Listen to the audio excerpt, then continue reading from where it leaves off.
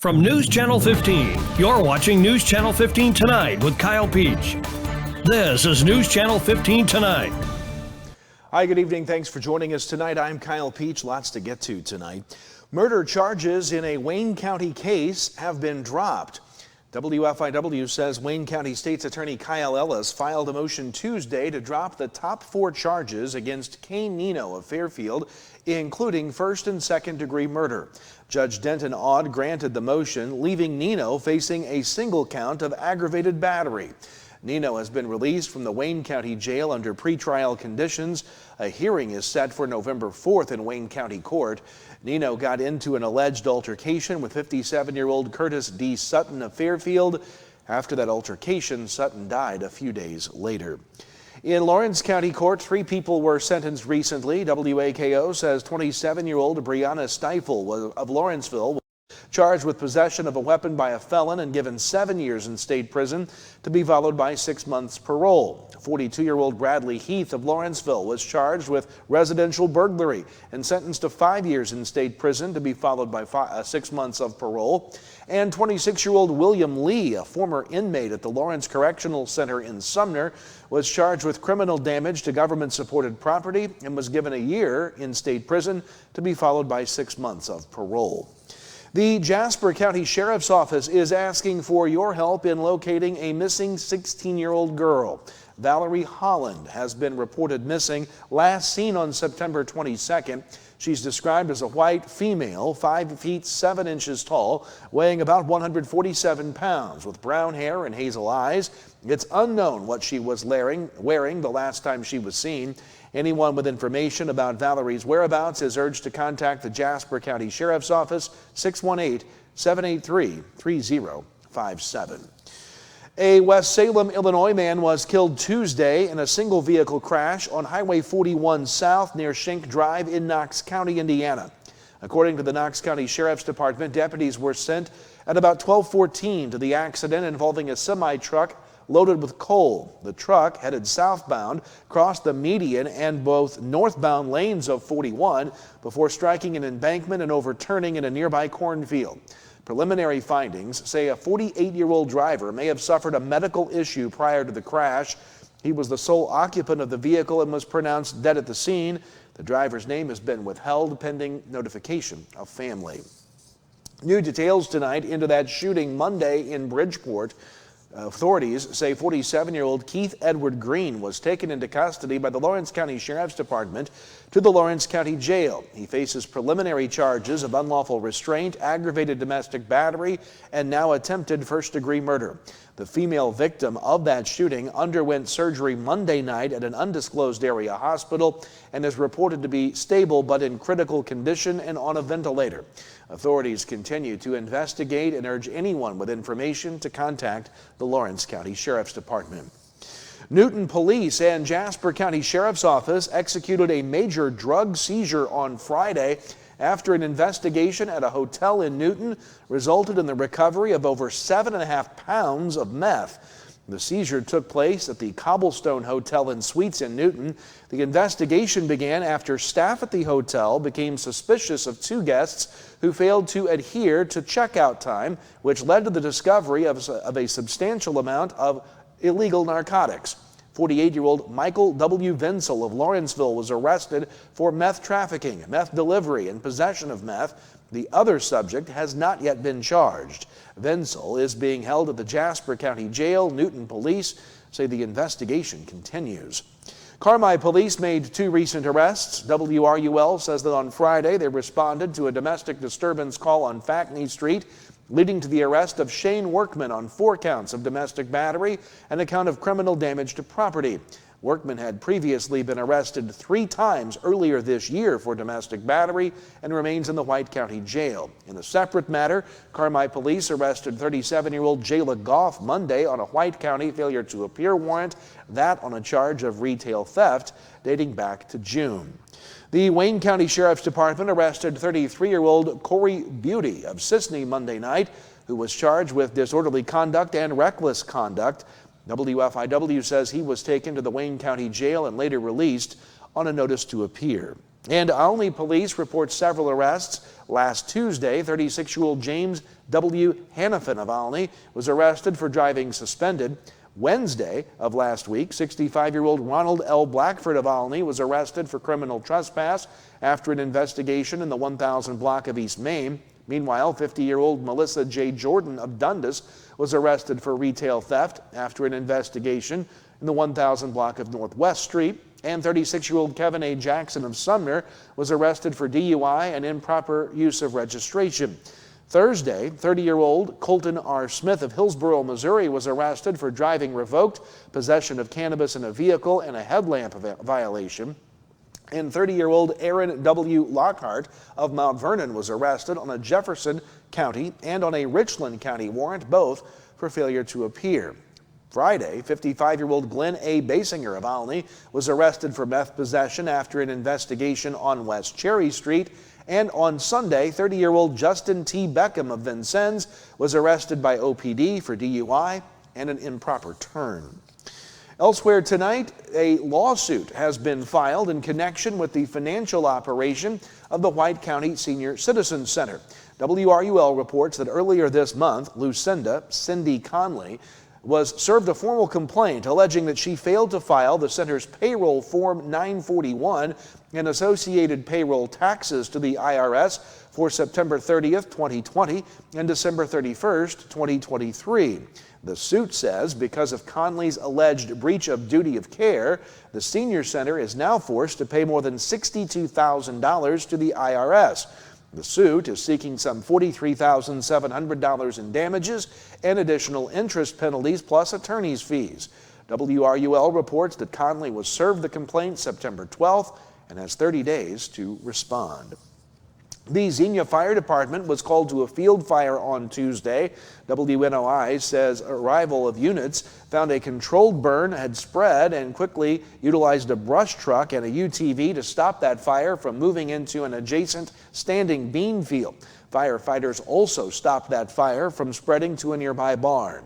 Fire Chief Vince King says that residents should still be cautious because it's still dry out while burning. And don't forget, next Monday is Fall Big Trash Day in Mount Carmel. WSJD reports that at Monday's City Council meeting, Garbage Commissioner Susan Zimmerman said all trash should be out by 6 a.m. Monday. 2 sets of trucks will pass through the city. The first picking up the blue totes as normal, the second to get the big trash. If the items aren't collected Monday, it doesn't mean you've been skipped. It may take some extra time.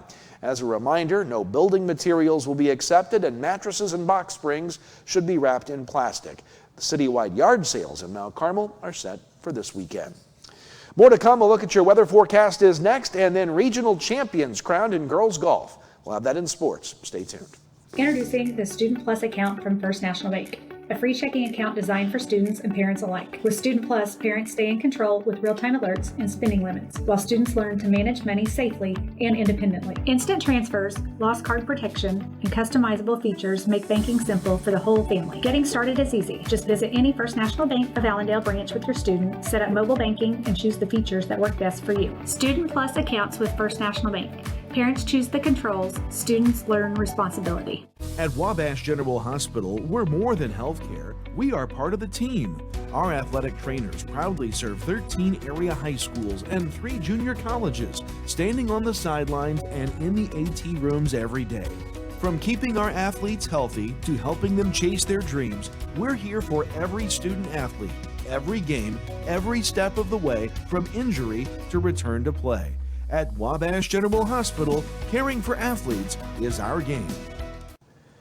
Welcome back. Time to talk weather here tonight. More warm conditions, dry conditions expected through the end of the week. Nothing showing up here on the local radar, and that's going to be the case through at least early next week. More on that in a moment. 87 degrees our high today, 59 the low this morning, still double digits above normal for this time of year on the high side. No rain in sight. Let's take a look at your forecast now for tonight. We will see a few more clouds, partly cloudy skies at times tonight. Temperatures will hold in the upper 50s to near 60 degrees. Then as we go through the day tomorrow, it'll be another day of mix of sun and clouds. Upper 80s for the high temperatures across the area. It will feel warm tomorrow afternoon. than it should be for early October. And then lows tomorrow night into Friday morning, clear skies. The temperatures dropping maybe into the upper 50s up north of Highway 50, low 60s elsewhere across the region. And then on Friday, another warm one. Sun returns in full force. Highs will be right around 87 degrees just about everywhere on the board. Your extended forecast, though, paints a slightly cooler weekend. Sunshine Saturday and Sunday, mid-80s. And then Monday will be sunny throughout much of the day, but a slight chance of showers coming in Monday night. Better chance of rain with a cold front, it looks like, on Tuesday, maybe even a couple of rumbles of thunder before the mid-70s return, hopefully, for highs next week. We could use the rain. That's a look at weather. Sports is next. Drive into fall at Steve Faulkner Automotive. Lease a 2025 Escape for as low as $399 a month and get a new 2024 F-150 up to $13,733 off. See them all at SteveFaulknerAutomotive.com. Lease your new 2024 Hornet at Steve Faulkner Automotive before the end of the month. Now is your best deal. Lease the 2024 Hornet for 2 years, 10,000 miles per year for only $19.39 a month. See Steve Faulkner Auto for details today. Hi, I'm David James, president of Mount Carmel Public Utility Company. And I'm Elijah Hadra, one of the captains at the Mount Carmel Fire Department. Let's start with our first tip, the optimal locations for fire alarms. So smoke alarms should be installed on every level of your home, outside each sleeping area, and inside every bedroom. For the best protection, we recommend that you interconnect all the smoke alarms so that when one sounds, they all sound.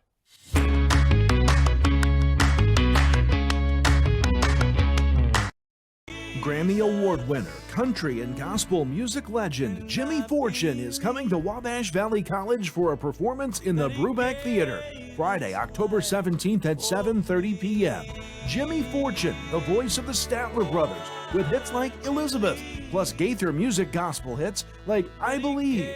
Tickets are $35, $15 for those 17 and under, and are available by phone at 618-263-5164 or scan the QR code on your screen. Welcome back. It's time for sports. A big day yesterday in girls high school golf as regional champions were crowned. At Mount Carmel, the defending state champion Lady Aces won yet another regional, beating second place Massac County by 56 shots, 285 to 341. Benton was third as the top three teams advanced to Monday's sectional. The Lady Aces had four of the top five golfers in the field, led by senior Ava Brummagem with a 69.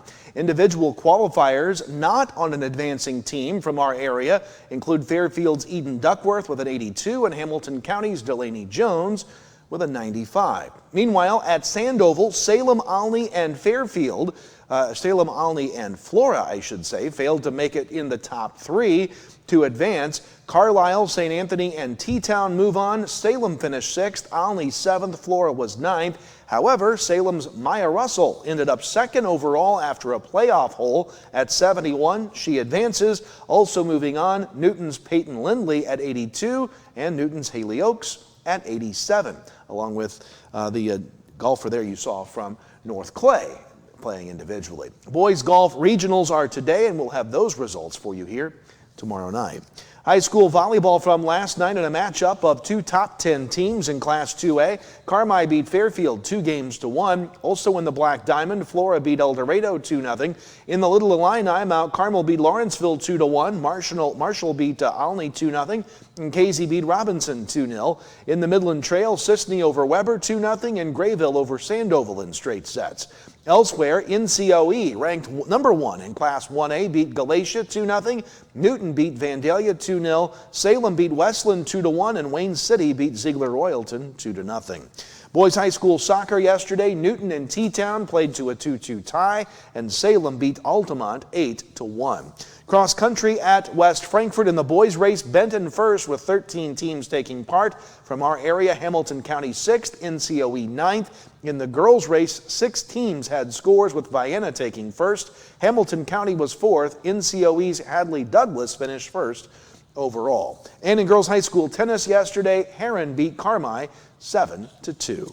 That's going to do it for us tonight. Lots of sports for you tonight, live on our YouTube page or right here on News Channel 15. And we'll see you tomorrow for more news. Have a great night.